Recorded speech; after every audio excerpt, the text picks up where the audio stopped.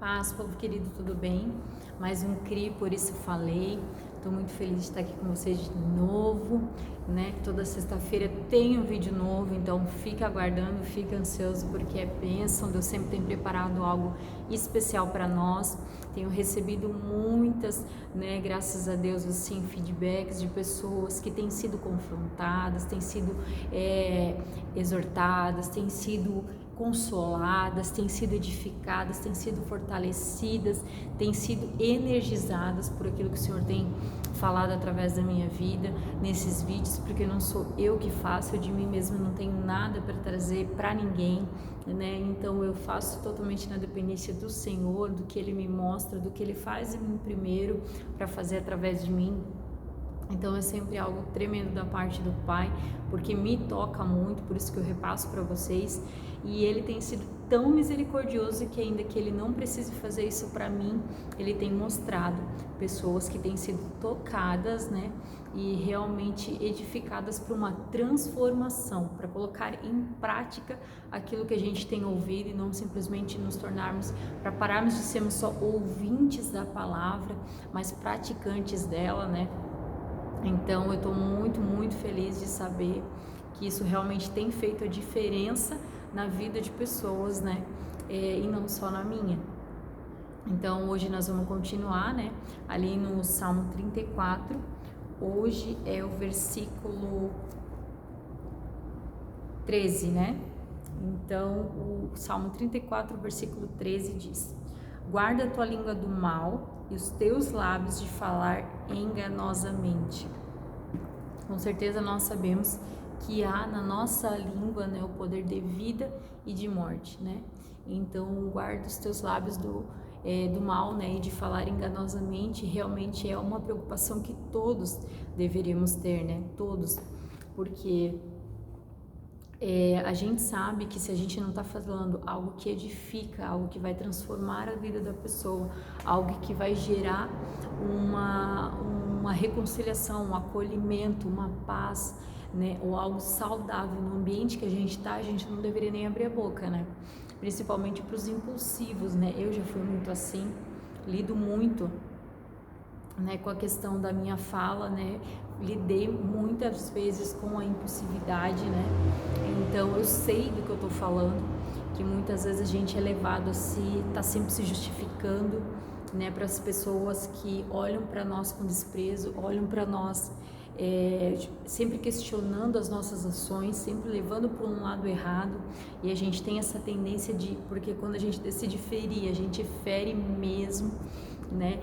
E por causa dessa nossa necessidade da justiça própria, de mostrar o que está no nosso coração.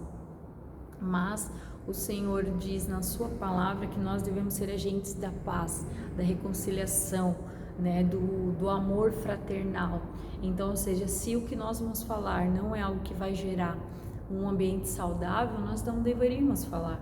Nós devemos guardar o nosso lábio de falar, principalmente enganosamente, ou seja, se você não conhece o coração da pessoa a qual você está questionando as suas atitudes, os seus atos, silencia, porque você não sabe do que você está falando, você não tem como julgar a intenção do coração daquela pessoa, só porque ela está fazendo algo que muitas vezes você quer ter feito, não faz e questiona quem faz, né? Então, porque você, em vez disso, não arregaça as mangas e vai fazer algo para o Senhor, vai fazer algo que beneficie a sua comunidade, a sua igreja, a sua família, seus amigos ou no seu trabalho, né? Em vez de questionar atitudes de pessoas que estão fazendo algo, por que não fazer também? Certo? Por exemplo, eu comecei os vídeos, já fazia o meu devocional dos provérbios ali todos os dias no Instagram quando eu consigo. Eu incentivo outras mulheres a fazer o mesmo, a fazerem mesmo, façam, liberem o que o Pai tem falado para vocês, encorajo, impulsiono, porque eu sei que eu não sou a única que tem algo para liberar, todas têm, mas há pessoas que gostam de questionar e não de fazer, e ainda que reclamam, né, maldizem quem faz. Então, infelizmente, a gente tem que cuidar muito com o nosso lábio, com a nossa forma de falar, porque assim, tudo que você fala de forma enganosa, maldosa e maliciosa sobre algo ou alguém, pode ter certeza que no tempo determinado virá à tona. porque o inimigo das nossas almas, ele faz questão, a única coisa que ele é pai é da mentira, o resto tudo ele distorce, mas ele não é criador de nada, ele só é o pai da mentira. Então, ou seja, ele te ajuda a mentir, ele te ajuda a propagar coisas enganosas mesmo, mas para deixar você subir num topo bem alto, achando que está certo, levando todo mundo pelo mesmo engano que você, até chegar a uma determinada altura que você está bem seguro, e ele vai lá e descortina e mostra a sua vergonha, o como você foi leviano, né, e difamador sobre pessoas e obras e projetos e bens que eram genuínos, e você apenas por estar com rejeição, invejas, enfim, distorceu algo que era puro e santo. Então não vale a pena de forma alguma falar enganosamente, ser maldizente, né? A gente realmente deve guardar a nossa língua, guardar a nossa fala, ter dentro de nós um testemunho genuíno de Cristo, né? Que ainda que foi blasfemado, sofreu com ingratidão, sofreu não porque ele não sofria com essas coisas, né? Mas passou por ingratidão, passou por maus tratos, passou por incredulidade, por questionamentos. Ele simplesmente continuou permanecendo firme no amor fraternal, na reconciliação, tratando, curando, servindo. Então nós devemos ter a mesma postura de Cristo, caso contrário silencia. Tem coisas que você não precisa mais se justificar. Eu mesma era muito preocupada com determinadas coisas, principalmente quando me questionavam por coisas assim, que eu pensava, nossa, mas a pessoa não é cristã, a pessoa não tem o mesmo espírito de ousadia, a pessoa não conhece a palavra de Deus, por que é tão difícil entender que determinadas atitudes de um cristão são genuínas e não arrogantes e orgulhosas? Mas enfim, o Senhor é quem sabe de todas as coisas. Então quando você para de se justificar e você deixa o barco fluir, o Senhor fala com essas pessoas de uma forma que, ainda que elas queiram continuar questionando, o Senhor já mostrou claramente que não é assim do jeito que tu tá vendo, a tua ótica tá distorcida, veja aquela pessoa como eu vejo, toma para si a minha ótica, os meus olhos, a minha visão sobre essa pessoa, sobre esse filho meu, que você vai ver quão genuíno essa pessoa é em mim. Então a gente realmente tem que ter muito cuidado e temor do Senhor, porque tudo que a gente faz como para Ele. Naquele grande dia Ele vai nos dizer, você fez isso, você fez aquilo, e não eram as coisas que você fazia no secreto para Ele, mas as coisas que você fazia para os seus filhos. É isso que Ele vai chegar para você e dizer, você fez isso, você fez aquilo, você vai ser... receber do Senhor aquilo que você fez aos seus filhos. Então a gente tem que parar de achar que porque a gente levanta os braços ou ora alguns minutos em casa, lê de vez em quando a palavra, nós estamos fazendo muito para o Senhor, ou porque passamos o dia inteiro enfiado na igreja fazendo coisas para a obra dele. Nós somos e fazemos as coisas por Ele. Nós fazemos as coisas por Ele, nós demonstramos que o amamos, que somos obedientes, filhos que aceitam a sua palavra e a sua repreensão, quando fazemos aos filhos dele, uns para com os outros. Então isso que é a prova do vamos ver, isso são os frutos de arrependimento daqueles que realmente têm uma vida em Cristo, que entenderam que não é falar que faz como para o Senhor, mas só quando está no seu secreto, com as pessoas que convenham, com as pessoas que você gosta. Para isso é muito fácil. Mas a palavra do Senhor nos diz que quando nós fazemos aquilo que Cristo fez por nós, pelos nossos inimigos, sim, isso é o nosso diferencial em Cristo, amém? A outra palavra que o Senhor deu, que sempre Ele casa, né? As duas palavras, geralmente de Salmos, com outra palavra que Ele me deu. E dessa vez é uma bem especial.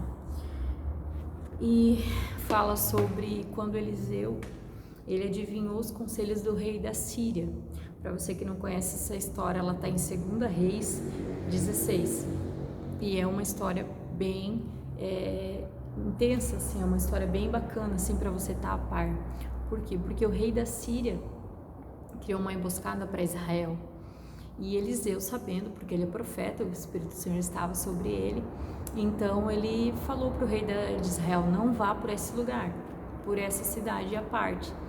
Então ele não foi, e o rei da Síria se enfureceu e disse, há alguém no nosso meio que está nos intrigando. que está nos delatando. E daí os próprios servos do rei da Síria falaram: não, Senhor, não há ninguém infiel no nosso meio, mas há um homem em Israel que falou todos os seus pensamentos, todos os seus sonhos, todas aquelas direções que o Senhor, o plano de estratégia que o Senhor teve para a guerra contra Israel, foram revelados através de um servo, de um senhor lá em Israel, que é Eliseu. Então o rei da Síria se enfureceu e veio com seu exército até a casa de Eliseu. Então eu quero ler com vocês ali a partir do servo de Eliseu, Geazi, que ficou bem tremendamente preocupado ao ver todo o exército cercando a casa de Eliseu, porque pensa, né, não deve ter sido poucas pessoas, né, naquela época os exércitos então eram milhares. Então olha só: e o moço de Deus se levantou muito cedo e saiu, e eis que um exército tinha cercado a cidade, com ele cavalos e carros. Então o moço lhe disse: ai, meu senhor, que faremos? Então, quantas vezes assim, ó, já que nós estávamos falando ali de falar enganosamente, quando você começa a ser usado pelo Senhor, quando você começa a estar sensível à voz do Espírito Santo e você começa a falar dentro da congregação que você frequenta, dentro da sua família, dos seus familiares, dos seus amigos, experiências que você vem tendo com o Senhor, claro, com sabedoria, aquelas que Ele lhe permitiu compartilhar, não seja impossível de entregar pérola aos porcos, tem coisas que é para você e Deus, amém? Então, quando você começa a partilhar de forma sensível aquilo que Deus tem colocado no seu coração, você vai sofrer resistência por algumas pessoas, porque muitas pessoas gostam do raso, gostam do artificial, gostam do faz de conta, gostam das coisas mascaradas, não gostam, porque assim, ó, todo nível mais profundo que você vive no Senhor vão exigir renúncias. Não existe a vida em Cristo sem renúncias. Porque se a gente vive pela graça, vivemos pela graça, é a graça que nos sustenta para estarmos aqui. Só que como é que você continua nesse caminho de graça? Você continua quando você renuncia uma Netflix por uma oração, horas e horas e horas e horas, que se você hoje, a maioria dos celulares tem temporizador, colocar no seu celular temporizador para cada rede social que você fica, você vai ter uma média do que você faz no seu dia, quanto tempo sobrando você tem, para não ter desculpa de que você não consegue orar, ler a palavra e meditar nela. Então, ou seja, quando a gente vê ali, quando a gente deixa de fazer essas coisas para priorizar o reino, ou que seja acordar mais cedo, porque quando a gente quer estudar, trabalhar, ganhar mais dinheiro, a gente acorda cedo, a gente dorme tarde, a gente se vira nos 30, mas para o Senhor não precisa. Aí você está aí penando com cargas pesadas sobre o seu ombro, porque a sua família tá desalinhada, você está passando por enfermidade, o seu trabalho está um caos, você não tem amigos e familiares próximos, e daí você não sabe o que fazer, mas você tem todas as ferramentas necessárias dentro de você e com você, mas você não usa. Interessante é gastar um tempinho mais na Netflix, interessante é ficar um pouquinho mais no celular, interessante é trabalhar um pouco mais porque eles dependem de mim. Não dependem. Você é dispensável, pode ter certeza. Quando os problemas de saúde começarem a vir, porque você não sabe dizer não no seu trabalho, com certeza eles não vão pensar duas vezes antes de dispensar. O ser humano é descartável uns para os outros nos lugares que a gente trabalha. Isso é fato. Agora, se você começar a se priorizar, a se valorizar, com certeza você vai ter saúde, a sua família vai voltar a ser saudável e alinhada e o seu trabalho vai fluir muito melhor. E aí você vai conseguir desfrutar daquilo que você está buscando e lutando tanto para ter, porque caso contrário, quando você pensar que é tempo de desfrutar, vem a enfermidade, vem os acidentes e incidentes e você simplesmente não consegue desfrutar de nada disso, então nada valeu a pena, certo? Então, voltando ao que eu estava falando ali sobre essa experiência de Geazi, quando o Eliseu era um grande profeta, né? Ele precedeu Elias, conseguiu a porção dobrada de Elias, então ele chegou até a ressuscitar, né, uma pessoa, então ele foi realmente um homem muito poderoso nesse tempo dele, né, quando ele servia ao Senhor. Ele era um homem ousado também. Então quando você começa a ter as suas experiências, porque o mesmo Deus que estava sobre, porque naquela época o Espírito estava sobre ele, sobre os profetas, hoje o Espírito Santo está dentro de nós, ou seja, nós podemos ter experiências ainda maiores do que aquelas, se quisermos, se orarmos, se priorizarmos o reino, sim, ainda é possível. Então, quando você começa a se levantar como realmente alguém ousado, porque o que nós recebemos é um espírito de ousadia, não de medo, de vergonha, de falsa modéstia. Quando nós começamos a ser ousados no espírito, há muita resistência em nosso meio, infelizmente. Muitos, claro, estão sendo usados, né, para ver se nos desmotivam, se nos desanimam, porque o ser humano, ele é movido pela aceitação, pelo reconhecimento. Nosso ego grita por isso, e às vezes a gente negocia princípios inegociáveis do Senhor, fizemos concessões por aceitação, por uma mísera aceitação, porque o nosso ego miserável faz com que, para que a gente se sinta confortável diante daquilo que a gente está vivendo, façamos concessões. E esse lugar realmente de quem quer ir mais profundo no Senhor é um lugar solitário. Então, às vezes, dentro da sua congregação, da sua família, dos seus amigos, você vai estar num lugar solitário, mas vai estar cumprindo o propósito do Senhor. Então, entre estar no centro da vontade do Senhor e estar apenas cheio de amigos, cheio de pessoas vazias à sua volta, prefira estar no centro da vontade do Senhor, porque quando você preferir e mostrar que você não irá negociar princípios e aquilo que Ele colocou no seu coração para você manifestar, Ele vai te conectar a pessoas de propósito, a pessoas que tenham a mesma visão, as pessoas que também são necessárias para cumprir aquilo que Ele colocou sobre você. E é tremendo quando Ele começa a fazer essas coisas. Vale a pena você se guardar fiel e se manter firme, não se deixar intimidar por aceitação, por tapinha nas costas, por bajulação, mas permanecer firme, sabe? Porque esse caminho de alinhamento, de posicionamento pela palavra do Senhor, como a gente até foi ministrado aqui no último culto de mulheres pela nossa pastora Rosana, uma pastora maravilhosa, ela colocou o tema como alistadas e posicionadas, porque todos estamos alistados, mas nem todos estamos posicionados, então a gente precisa estar posicionado, e esse posicionamento, esse alistamento, ele exige algo de nós, ele exige que você não tenha vergonha de falar da palavra do Senhor, de se posicionar a favor dos princípios da palavra do Senhor, que você como filho cuide das coisas do Senhor, que manifeste o seu reino em amor, mas que manifeste de forma correta, que não negocie, entende? Então, isso vai causar resistência, vai gerar algum desconforto, porque a exortação, até as pessoas entenderem, nessa era de que o filho faz o que quer, que o filho manda, que o filho acontece, é muito difícil você continuar batendo nessa tecla que o pai que ama exorta, que amor é correção, que o pai açoita o filho que ele recebe a pessoa que ele recebe por filho. Imagina nessa era que o filho faz o que quer, não tem como, é inimaginável, não tem como tu conciliar, é muito difícil tu continuar batendo nessa tecla, nesse fundamento, até que isso se torne real no nosso meio. Em vez de nós estarmos influenciando de dentro para fora princípios da palavra, nós estamos deixando esses princípios de bagunça, de disciplina, crianças crescendo sem limites dentro de nós, dentro do nosso meio. Isso é ridículo, é terrível.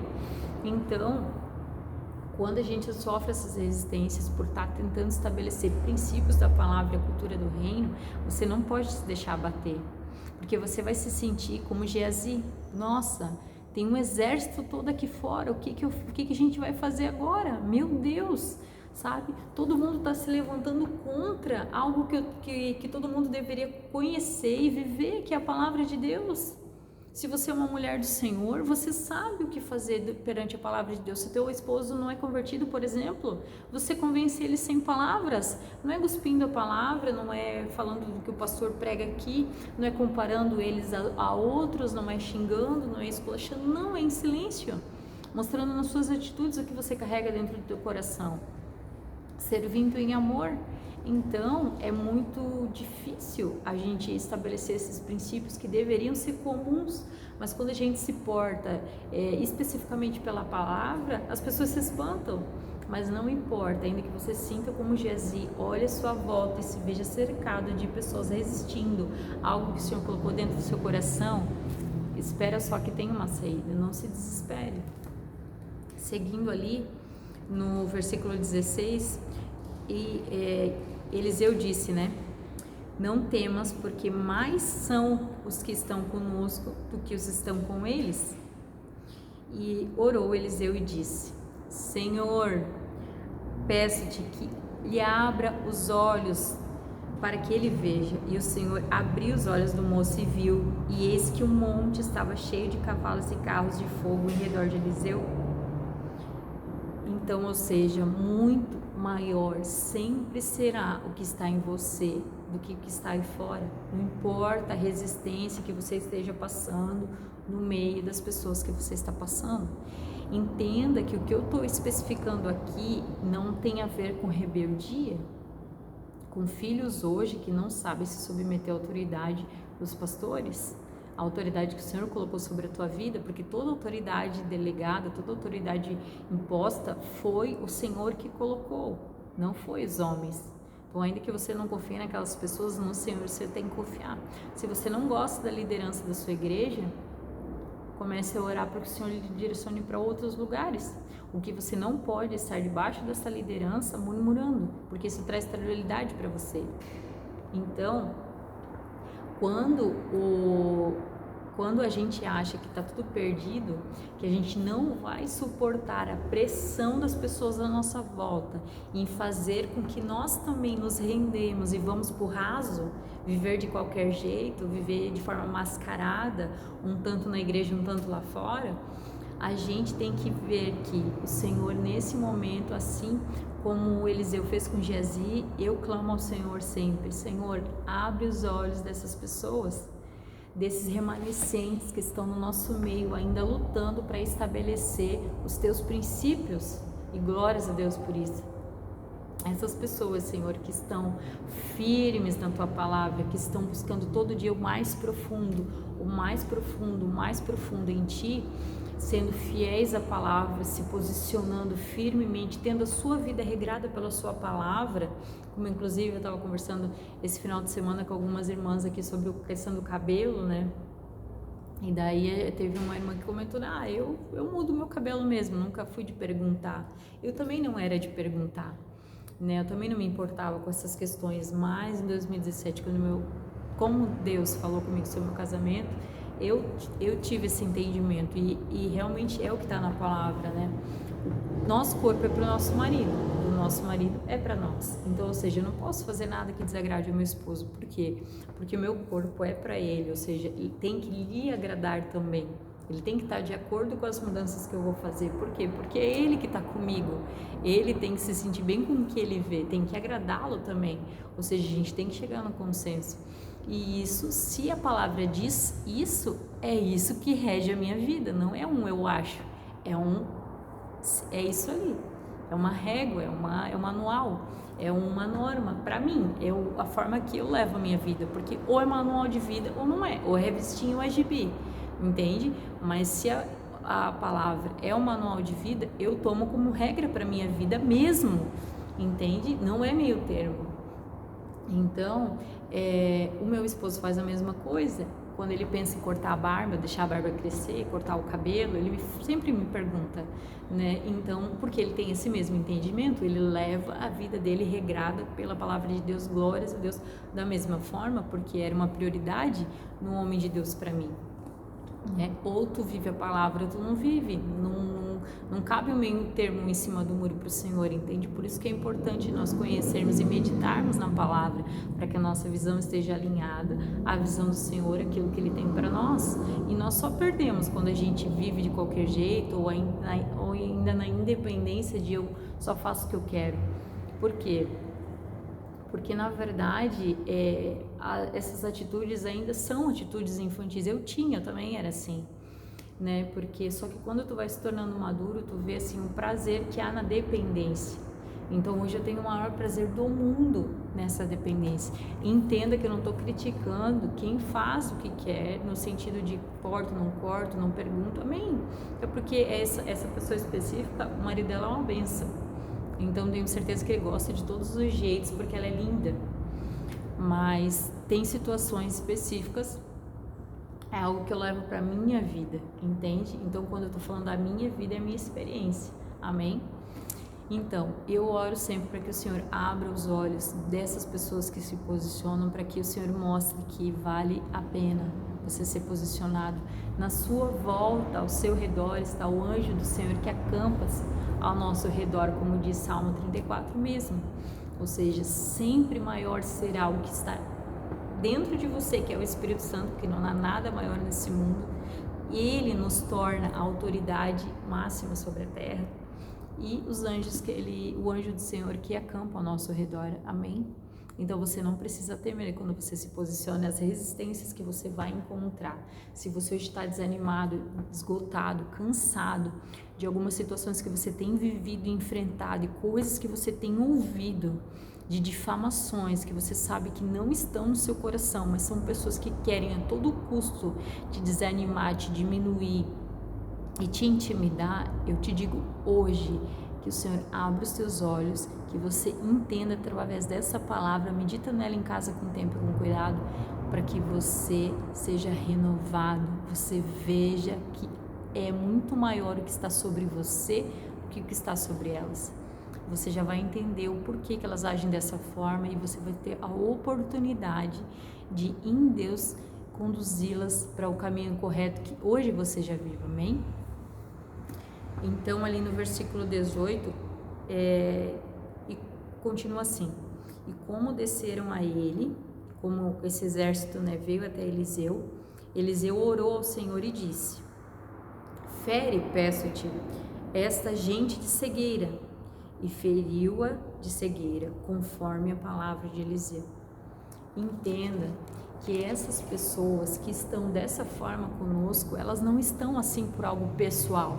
Elas não têm um problema específico com a Élida, e nem com o João, com a Maria, com o fulano e com o ciclano, não. Elas têm um problema nelas mesmas. Às vezes elas têm uma raiz de rejeição tão forte em si, uma raiz de amargura tão forte em si, que elas não conseguem ver algo bom nas pessoas. Que quando elas olham uma pessoa que é ousada na palavra, que fala do Senhor, que gosta de orar, que toma a frente, que resolve, né, que faz algo assim, que fala em nome do Senhor, né, que ó, Deus falou comigo dessa forma, assim, né, as irmãs aqui que a gente tem hoje, que são uma bênção, que vão e entregam palavras no meio do louvor, do culto, aquela coisa linda, enfim, sabe, pessoas ousadas, elas olham assim, as pessoas, não, isso aí é para se achar, isso aí é para se aparecer, isso aí não, entende? Às vezes elas estão tão feridas com autoridades da igreja, com lideranças, ou com, às vezes, a infância, não foram protegidas pelos pais que deveriam proteger, foram abusadas, foram magoadas, foram tratadas assim tão fortemente, com rejeição, com menosprezo, sabe, isso gerou uma amargura, algo tão ruim dentro delas, que a sua visão é totalmente distorcida, e hoje elas caminham cegas mesmo, totalmente cegas, sabe aquela visão toda vermelha, que eu acho que não sei quem dos animais que tem ali, que eu já ouvi falar alguma coisa sobre isso, sabe, a pessoa tá naquele vermelhão assim, com aquela visão assim toda distorcida, ou seja, tudo que ela vê, por mais que ela queira acreditar, ela não consegue ver verdade naquilo ali, entende? E não é um mal dela, não é algo pessoal com você, é algo dentro dela mesmo, que o Senhor tem que tratar. Então o Senhor nos fala: filhas, essas pessoas que hoje te perseguem, te fazem mal, te difamam, questionam tudo que tu fala, questionam tudo que tu faz, se puder te deixam de fora de tudo, são pessoas cegas por males internos que estão corroendo elas por dentro. Então entenda, como Eliseu entendeu, que o que elas precisam é de misericórdia, não é de morte, não é de zombaria, não é de a sua própria justiça a ponto de envergonhá-las como elas fizeram com você, não, é de compaixão, é de algo tremendo da parte do Pai. Nós temos que ter essa sensibilidade como Cristo tinha com os seus, amém? Porque o tempo dele aqui na terra também não foi fácil, mas em tudo ele se mostrou misericordioso. Continuando ali no verso 11, diz assim, ó, e chegaram os porteiros a estes e anunciaram dentro da casa do rei. Deixa eu até ver se tinha alguma coisa.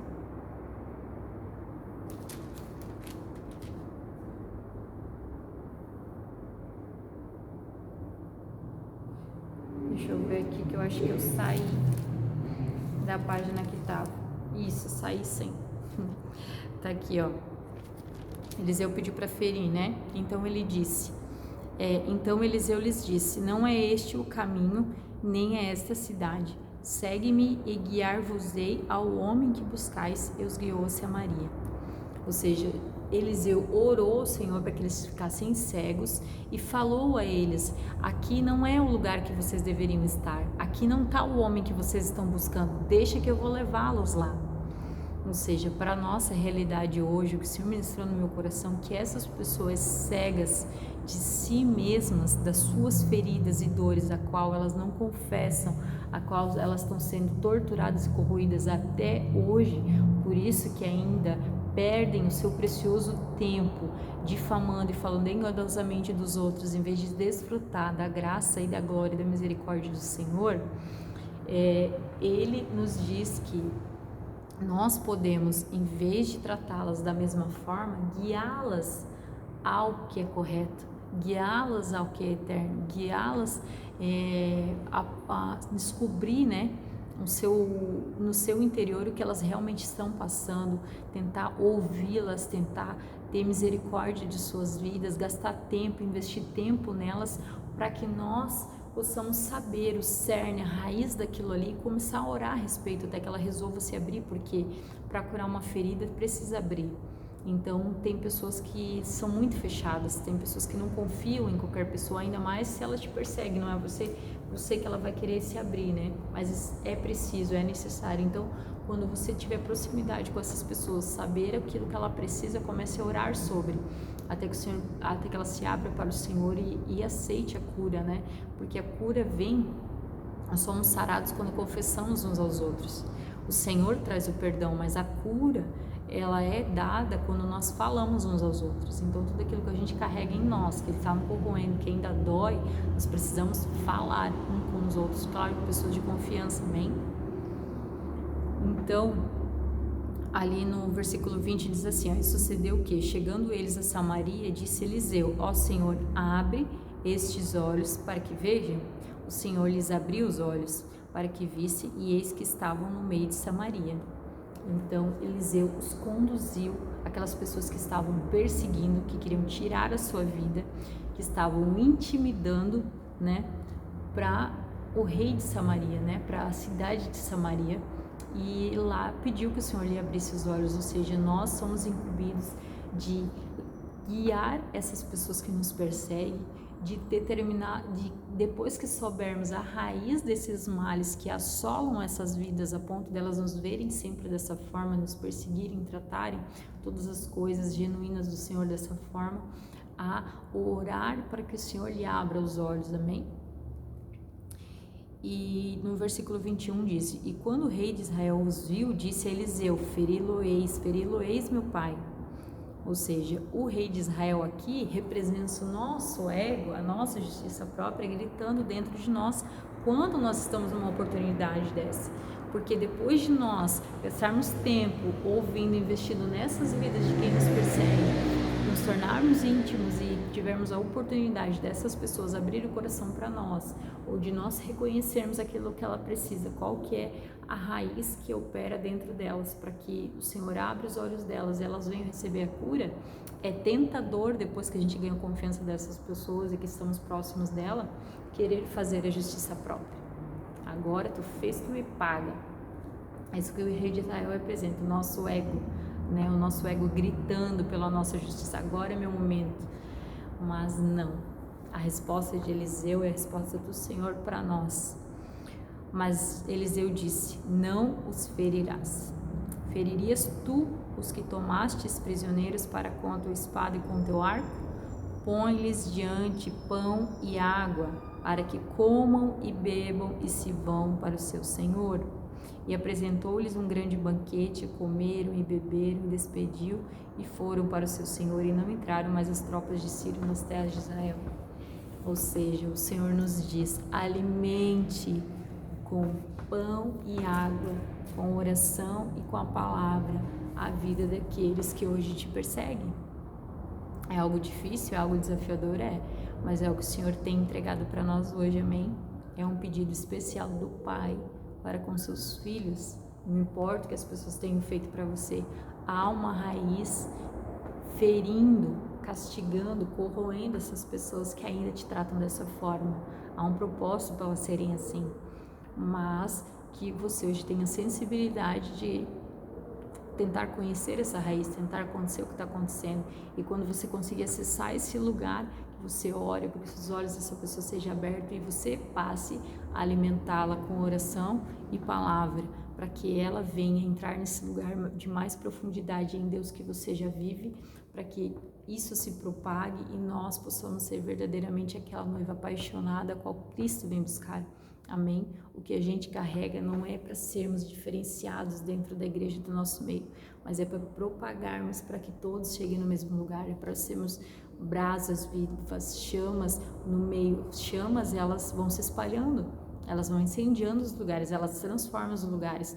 Nós temos que ser sal para deixar as pessoas mais sedentas, querendo viver aquilo que nós vivemos, e não nos tornarmos hipócritas de que só eu posso e afastarmos as pessoas de nós. Não é esse lugar. Entende? O caminho é inverso. O caminho é para trazer as pessoas, para que todos nós possamos viver o mesmo. E se as pessoas queimarem ainda mais, se as pessoas se aprofundarem ainda mais, glória a Deus, que vão e que fluem, que voem. O importante é que todos nós possamos nos achegar a Deus. Ver filhos ministeriais fluindo em Deus é muito mais realizador do que qualquer coisa que você possa fazer para si. Então que a gente possa continuar impulsionando, sendo sensíveis aos demais, para que todos nós possamos nos chegar juntos, unidos como um corpo, respeitando as diferenças uns dos outros e sendo a noiva incendiada por amor a Cristo, amém?